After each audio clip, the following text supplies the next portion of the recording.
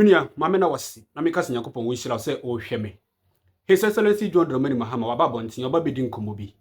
Nadia Bessam, and His Excellency, Orkan. Okoshia, some journalists be and Omubi San say, His Excellency, CIA, number of parliamentarians are over our parliament now. You have become a supreme leader. His Excellency, Oyi, Omuano, video no ewo, and the Bassam and our country journalists no. Ebekwa video no. Felix Ofosu-Kwakye a ono nso oye presidential staffer na Jubilee House na wodi ne dwuma no ono nso wodi asem bi ababetudwa na asem a okan ene say NPP for they are behaving like hypocrites sesia obia ka say ena Mahama ba ena wo NPP for say wo say even asem na koso no is between IGP and Abronye na Mahama ne ho eni sa asem no.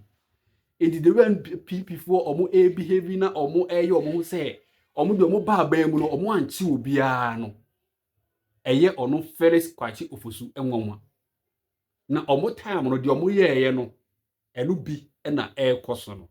So is it a payback time? Video no ewo ho ebekwa kohwe na ansa na ebekwa sa videos mienu we so no.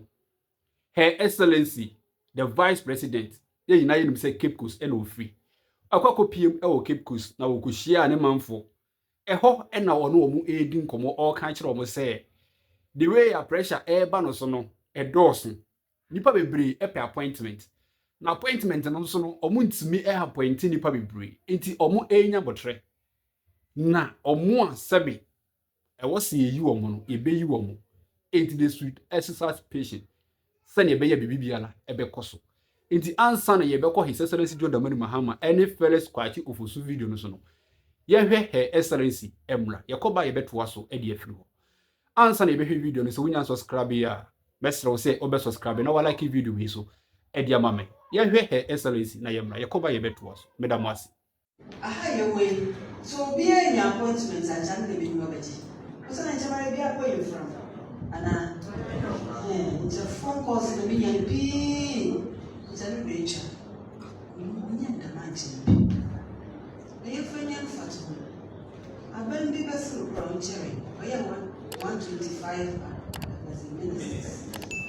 I all I have. No solution, no gaiden. Who's this guy?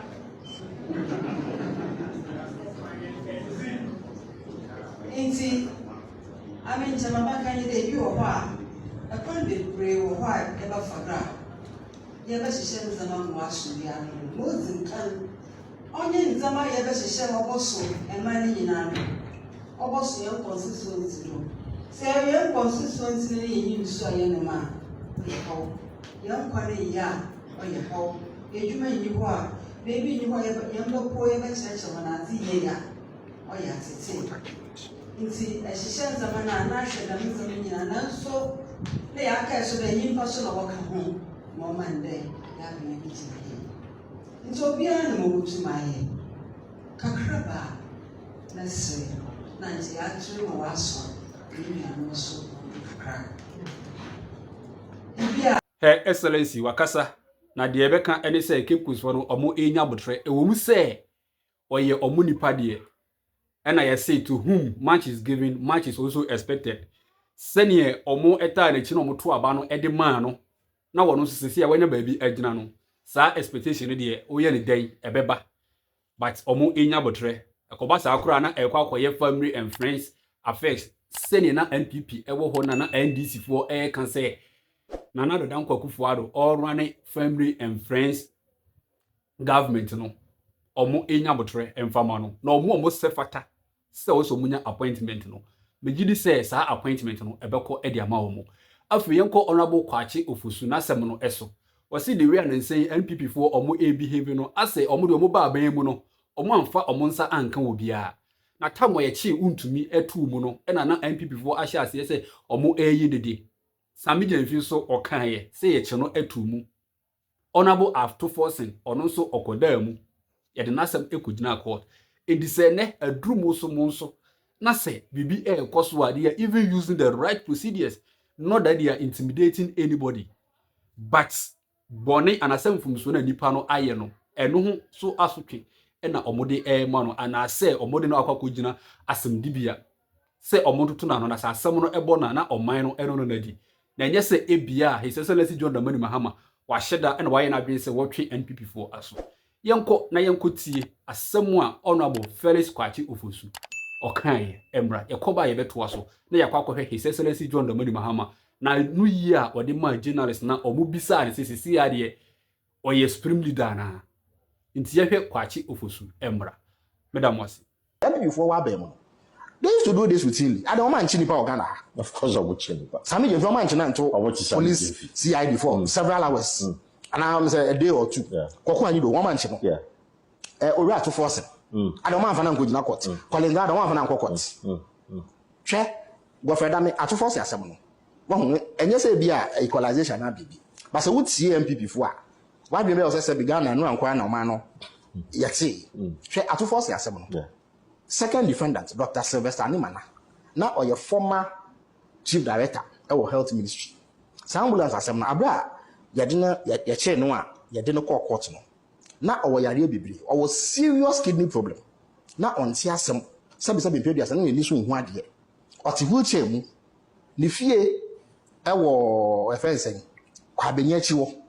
Anope bia ofotro eti wheelchair mu eba court but now several hours now our agent need to go and do a kidney transplant go for that mean ko gina court abrebia e be friend say omra docket mu no na ontumi po nkasa and yet go for that took him to court.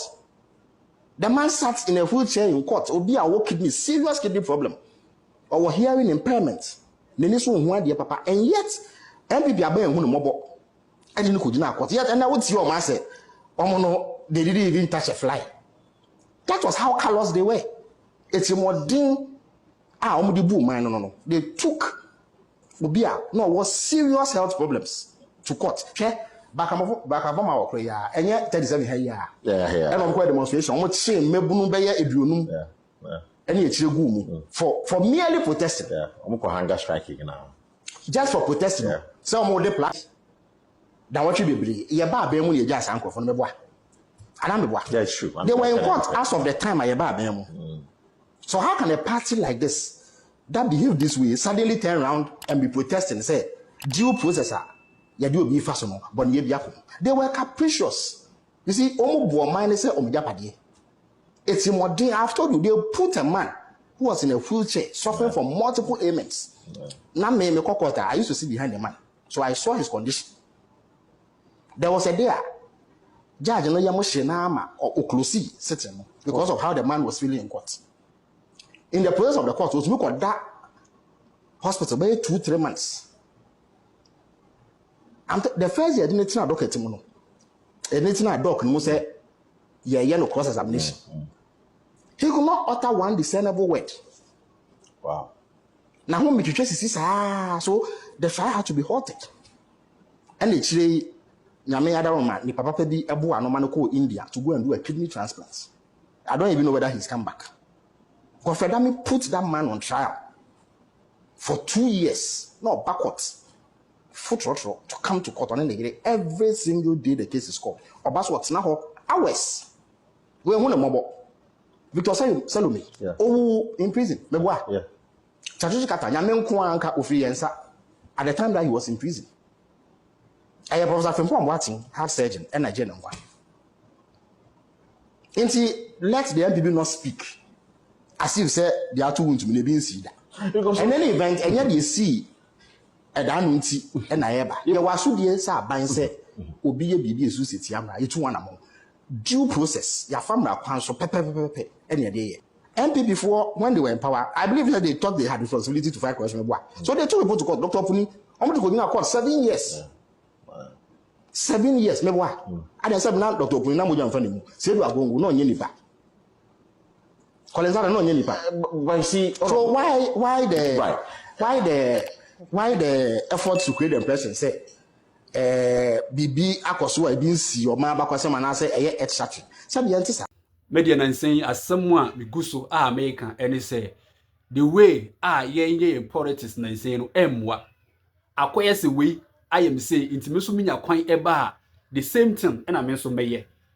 but time was the mpanyinfo no etumi edit na se na omodwen your mind no ho no na akoye brim game eno no megidi se emwa Ghana man no edise bia NPP for eye bibi na se ankoyi a can't we just forgive? But are you supposed to pay them back per what Honorable is saying? But ono de one can categorically say the omo ye no enu ntina mo so omo eye bi. But utie ne nsem na saa e na ope agire. But me they should cease fire. Na omo entena se. Na ekwanpa biala saa wetimi wakame no omo betimi afa so na omo siesie. Na bibibiala aye kama se ne be ye omo benya time. Na omo adwen o man Ghana ho no. Eno na ye bom aye se omo ebeye. Omo se si ano de ekwoso se NPP so enya kwan ba the same thing. Eno omo so beye. Eba sa emua oman Ghana.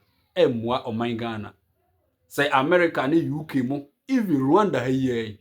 Omo eye se yanka menyini se ombetumi abuild omo man no. Inti yentwa we nyina so na bibibiala enye kama. Afe yentie His Excellency John Dramani Mahama.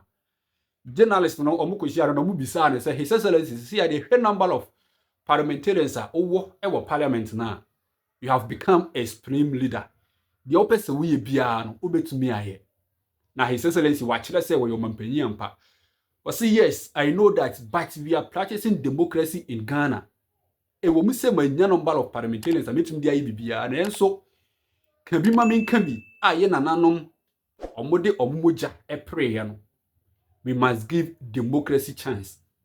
Intermediate me wo tumi no de we have given the minority in parliament chance send ebe yo mo so be kire omo adwen na adwen toto ano aboa ama oman Ghana etumi abuild. But say ekoye rubber stamp say the person ye enuntie obi adwen a emwa yentie de His Excellency John Dramani Mahama o kan ye emra na answer na ebe hwe video no best say obe subscribe to this channel na wa like video so amame meda wase ye hwe video no emra. Look in my face, do I look like a supreme leader? And that is to paraphrase Prof. Sir Atamils, do I look like a cat hunter? Do I look like a supreme leader? I'm a Democrat true and true. And even when we attained 2/3 of parliament, I said that we're not going to use it to ride roughshod over the minority, and that we're going to give opportunity for democracy to flourish. And so we don't intend to use our 2/3 majority to steamroll our democracy. We believe that even though the people of Ghana gave us that overwhelming majority, it wasn't meant to turn Ghana into a dictatorship. They gave it to us in order that we could carry out reforms to make our governance better. And I think that we stand a very good chance with that 2/3 majority to finally move the amendments to the Constitution that we have all wanted. In the past, because of hung parliaments and all that, we couldn't make any progress because there are some of those amendments for which you need an overwhelming majority. And so Ghanaians have given us that opportunity and say, look, go ahead and do these things so that we can have a better constitution that will take Ghana for many more generations to come. And so that's what I believe. But I certainly am not on the way to becoming a supreme leader or an autocrat. His Excellency, why are there? Anu yi Ghana for ye pese oyi no eno na waka no. Sebe se yedi tumi ehye wonsa na eno ntele se ye na yedi tumi ede ahye wonsa no. Fa tumi no eye boni ana se for ruhran. There be, you must use that power very well. Send your baby as no crowd free wa NDC party no omunko ahohihiem. Inti wo dwen party no wo dwen man Ghana so because se ne ohun say owutumi nti de open obey a omo omudi na chi a omo ba no they are also going to suffer for that. Inti se ne waka no megidi say eno ano no waya ade sei na ye hwehwe. Inti minu ya mense wo mre bebre ma memfa ho ensi ha na ansa na yebekọ no mesrew unya subscribe here to this channel obe subscribe na wa like video yi so edi amame medo onyankopon so do hwe ho so yi me ne wo ebehia bim sesi ye die makraw bye bye.